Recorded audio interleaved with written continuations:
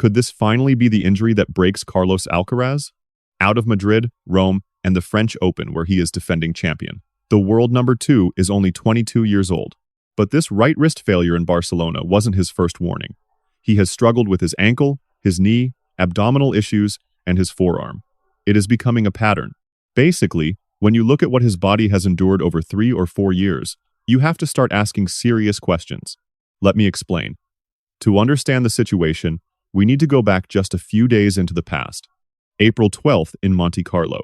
During the final, Alcaraz loses to Jannik Sinner. A tight final at a clay court Masters. Maybe it was a clue, but nobody noticed it yet. Days later in Barcelona, at the ATP 500. First round against the young Finn, Otto Virtanen. It should have been an easy win. But during the match, we saw him wince in pain.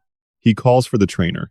They treat his right wrist and forearm. Somehow, he still manages to win. But at what cost? The next day, Alcaraz announces he is withdrawing from the rest of the tournament. He leaves Barcelona, and the message is clear. This injury is anything but minor. 2 days later, a second withdrawal. Alcaraz skips Madrid, the massive Masters 1000 event in Spain. At the time, his team calls it a precaution. Nobody suspects the severity. So, Madrid goes on without him. We are currently finishing the first week of play. Then, the official statement arrives on Friday, April 24th, 2026. New exams, new verdict. This time, Alcaraz releases a statement that feels long and serious. Withdrawals number 3 and 4. No Rome, no French Open. Let me read you his statement. This is a tough time for me, but I am convinced we will come out stronger. I have a long career ahead of me, so I am not afraid to miss out if it means healing properly. I hope it is nothing, but I must recover well to avoid future problems.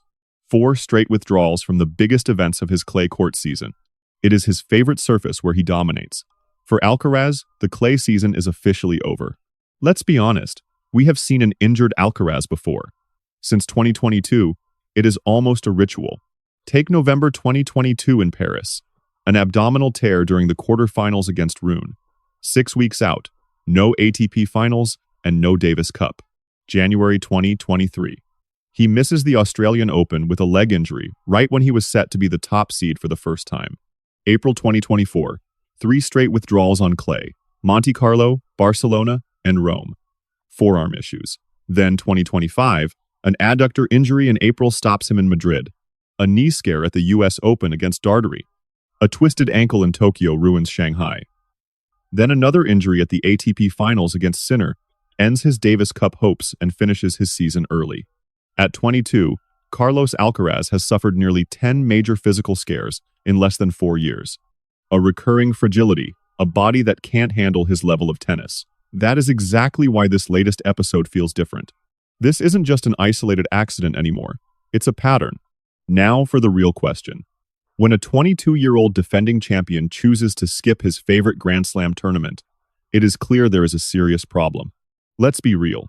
In modern tennis, the wrist is one of the most vulnerable parts of the body. Tennis involves thousands of impacts every match and tens of thousands every single season.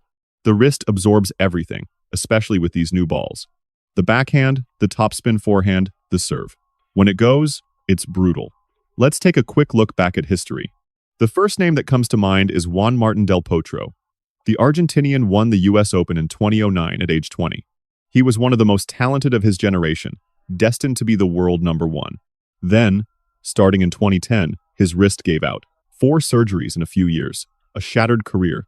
Another recent example is Dominic Thiem. The Austrian won the US Open in 2020.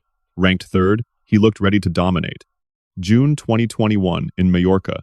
During the first round, he injures his right wrist and retires in the first set. A torn ligament. He missed half of 2021. He returned in 2022, but he never truly found his level again. He ended up retiring in 2024 at only 31 years old. 2 Grand Slam champions, 2 wrist injuries, and 2 careers cut short before their time. Alcaraz is trying to avoid those ghosts by slowing down now. His decision is smart, but it's also deeply worrying for the sport. Let's be clear, this isn't necessarily the end. Rafael Nadal injured his wrist in 2014 and came back to win even more Grand Slams. Alcaraz has youth on his side, but the Del Potro ghost haunts every fan's mind. It is a crushing blow for Roland Garros. Alcaraz is the two-time king of the clay. He beat Zverev in 5 sets in 2024, a total classic. Then, he took down Sinner in 2025 in the longest final ever. 5 hours, 29 minutes, his house. In Rome, the story repeats. Alcaraz lifted the trophy in 2025, his first victory in the capital. For the organizers, the financial loss is absolutely massive. The Alcaraz versus Sinner showdown was the spring's main event, the sport's biggest rivalry. Now, for the first time in 3 years, Paris will crown a champion without its true king.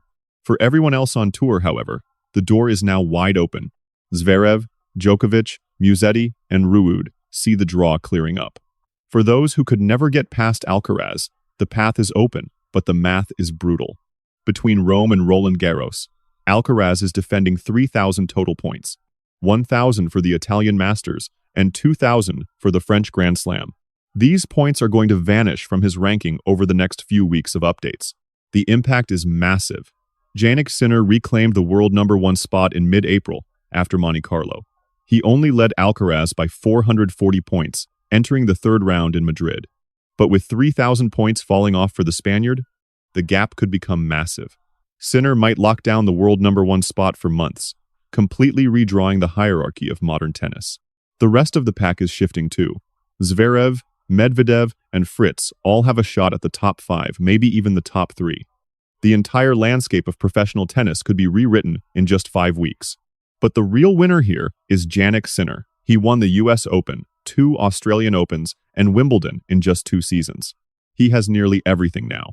Only 1 trophy is missing, Roland Garros. And the timing is wild since he just won Monte Carlo. It was his first Masters title on the red clay. In that final, he beat Alcaraz himself. The Italian heading into Madrid and Rome with massive momentum, confidence, and world-class status. Now, the path is wide open. His biggest rival on the dirt, the man who stopped him last year, is gone before the first ball is hit. Of course, nothing is guaranteed. Musetti is playing the best tennis of his life in Madrid. Zverev is always dangerous on clay. Djokovic is never truly out, and Arthur Fils is a serious threat in Paris. But for Sinner, this opportunity is massive, potentially the biggest moment of his entire career so far. Over the next 5 weeks, we will see if he can turn this historic opening into total glory. That wraps up our look at the injury and withdrawal of Carlos Alcaraz. Roland Garros 2026 will proceed without its 2-time champion. It might be the most open tournament in a decade. As for Alcaraz, the questions will remain until he returns. If you enjoyed this breakdown, subscribe and hit the bell so you never miss an update on the tour.